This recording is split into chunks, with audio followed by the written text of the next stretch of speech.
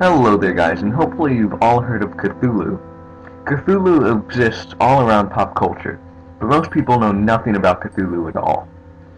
Well, believe it or not, Cthulhu was only one part of the disturbing products of the author known as H.P. Lovecraft.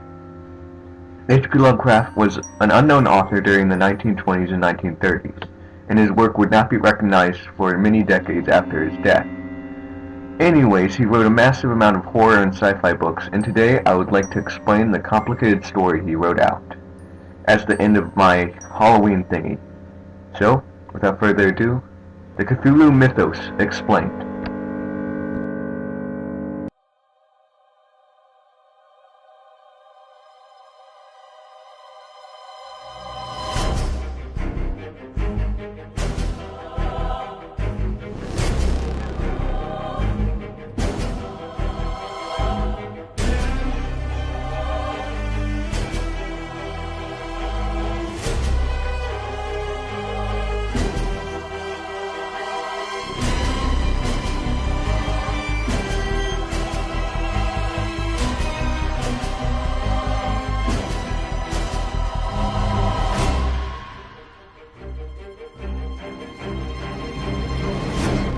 Holy crap, I have a lot to cover, so I will start from the beginning.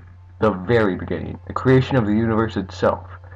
A Big Bang occurs. The cause? Azathoth, a massive, disturbing, multi-mouthed, multi-tentacled abomination, floating in space. Azathoth's very existence creates the Big Bang and creates chaos, creating and destroying constantly. From Azathoth burst three main suns. Nyarlathotep, a shift-shaping creature, the nameless mist, and the darkness. Through these beings, Azathoth is the direct ancestor of Yog-Sothoth, Ith, Shabanikathro, Cthulhu, Tasagugah, and many other deities. And to add to this, guys, I'm probably going to pronounce most of these wrong, because if you actually look at the spelling of a lot of these words and names, it's like really crazy spelling, so I'll try my hardest. His many children would cause chaos for the universe as a whole, later on in the future. As Azathoth's destruction rages on, his sons create many minions. They devise a plan to put Azathoth in a sleep-like state to stop his chaos. They constantly play flutes around the beast, stopping the chaos.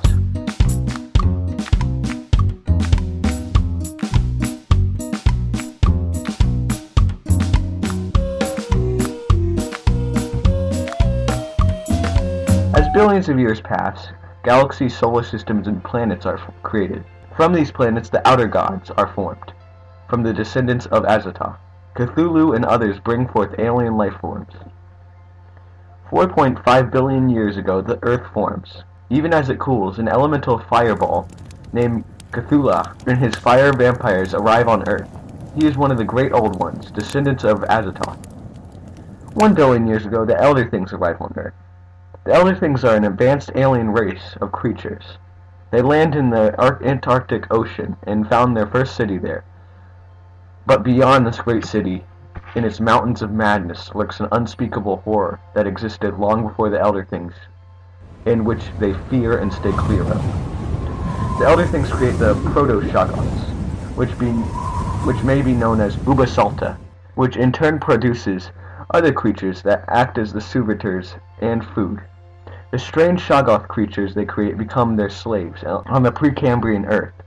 Ubasalfa gives rise to microorganisms, creating life on planet Earth, on accident. 900 million years ago, by this time, the Elder Things cities have spread across the oceans of Earth. 750 million years ago, the flying polyps, another race of intelligent creatures, arrives on Earth and build their great basalt towers on the land. They try to expand into the ocean, sparking a bitter war with the Elder Things. Eventually, the Elder Things are victorious, forcing them back.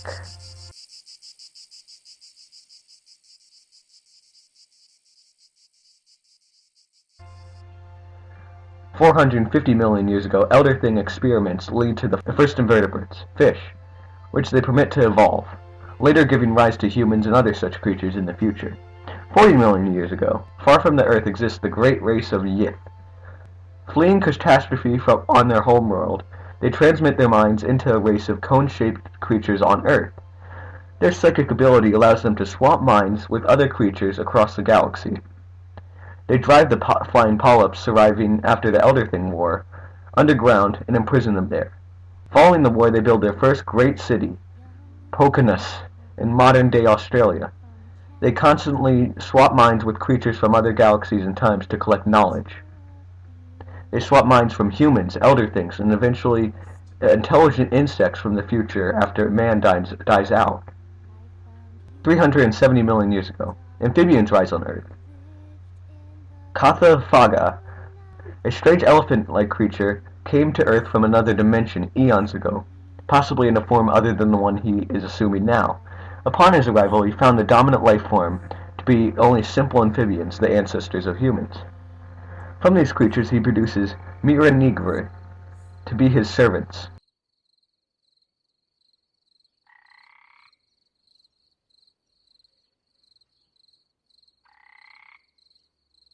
The Miranigre would later mate with early humans to produce hybrids that would eventually evolve into the horrible Toko Toko people. 350 million years ago, a cataclysmic event rises numerous landmasses such as Ponape and Relaya. The disaster also destroys several marine Elder Thing cities.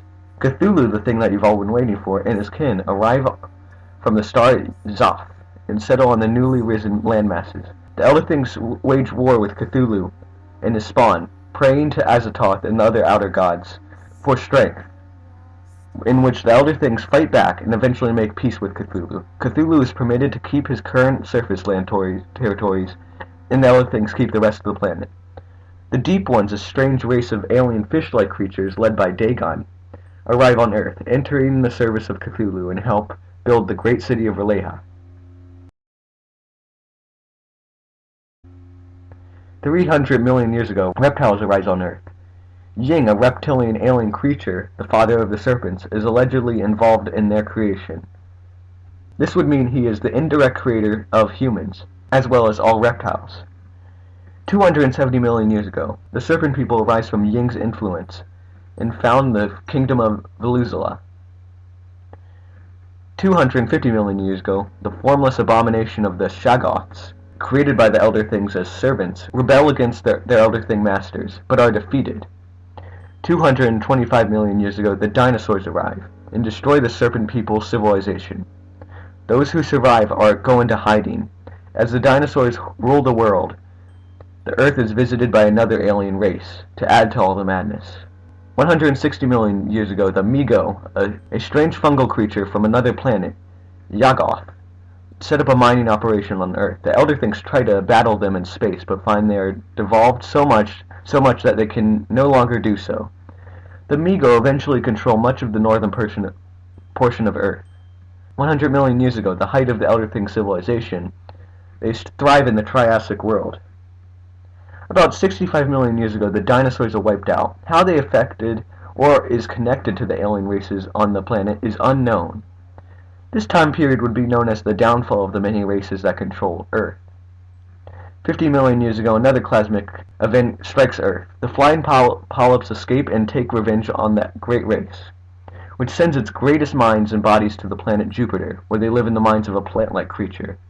Most Yithians travel into the future into human minds, and also arachnid minds, even farther in the future. Many Elder Thing cities are destroyed in this event, including the original settlement in Antarctica. It is replaced by a new Antarctic city. 500 million years ago, the Serpent People come out of hiding and create a great city under the guidance of their god, Ying. Their science has progressed them into the point where they can create servant species such as Gaia, Yanth, and Rumis, which are closely related to the ancestors of humanity. However, Yath is destroyed by Ying when some of his serpent people turn to worship Tjuska, another cosmic creature that arrived on Earth.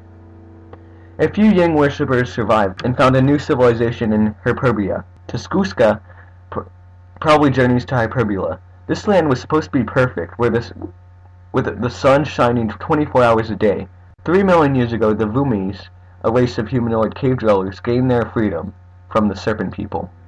They create a kingdom on the surface of Hyperbia, based around the worship of Tunguska. Ra-Thoth, a strange creature similar to the Migo, arrives from Earth, from Yuggoth, and comes to dwell in Antarctic. He feeds off of sacrifices and worships made from the primitive natives, but eventually they forget him, and he enters a state of hibernation. Ryan Toth eventually changes into a statue-like form.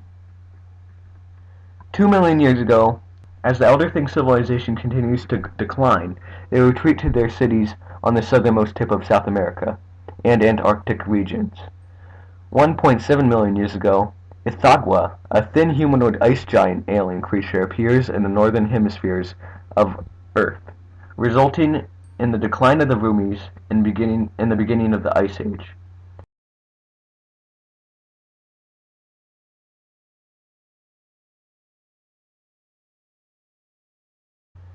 The much-devolved Elder Things, no longer able to resist intense cold, as their ancestors did, develop an artificial heating system to survive. They retreat underground and farm blind albino cave penguins. As the Ice Age rages on, some Vumis begin to worship Ithagwa, while the rest flee to become known as the Sasquatch and Yeti of modern-day era. The Serpent People move and become known as the Dragon Kings. 500,000 years ago, Homo sapiens, modern humanity, arises. These earliest true humans found the kingdom of Nemesis and waged war for 1,000 years with the Dragon Kings. The humans eventually win, and the Serpent People are driven south. They are exiled and go back into hiding as their ancestors did. As the pyramids are built, the shapeshifter Nentept intervenes with humanity, appearing as an ancient pharaoh. Between 1991 BC and 1783 BC, Nentept is worshipped in a form of the bringer of pests during Egypt's 12th dynasty. As time passes, Cthulhu's ancient city of Relea sunk to the bottom of the ocean, where he and his kind go into a dreamlike state and control humanity through their dreams and through their mind, driving them insane. Cthulhu affects one Arabian man who describes what he sees in his dreams. He creates the dreaded book, the Nomicon. This book documents all the creatures of the universe and how to summon them. Even the sights of many of these creatures described in the book, inside the book, would drive a man insane. As civilizations form and fall, the United States is created, and we can only wait until Cthulhu's city of Releha rises again and he can take control of the whole planet. Anyway, that's the story up until the modern stories of H.P. Lovecraft, which take place in the present, the 1930s.